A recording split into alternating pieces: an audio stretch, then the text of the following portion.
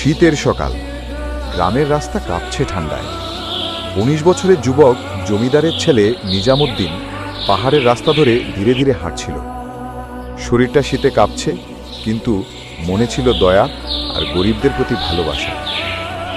পাহাড়ের ঢালে চোখ পড়ল এক বৃদ্ধের উপর, যাকে সবাই দাদু বলে ডাকত।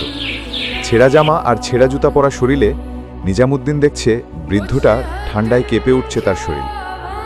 নিজামুদ্দিন দ্রুত এগিয়ে গিয়ে বলল, দাদা, এত ঠান্ডাতে কিভাবে বসে আছেন বলেন তো? বৃদ্ধ বলে উঠল, গরিবের আবার শীত গরম। ছেলেটা বলে উঠল, হায় রে জীবন, গরিব মানুষের কতই না কষ্ট, অথচ আমার বাবা জমিদার এদের খোঁজ কখনোই নেয় না। ছেলেটা বৃদ্ধকে বলল, দাদু, আপনি জামাটা পরুন, অন্তত কিছুটা গরমে থাকবেন। বৃদ্ধ হালকা মুচকি হেসে বললেন, ধন্যবাদ দাদু ভাই, তোর এই দয়া তোর দাদুর মনটাকে গরম করে দিল।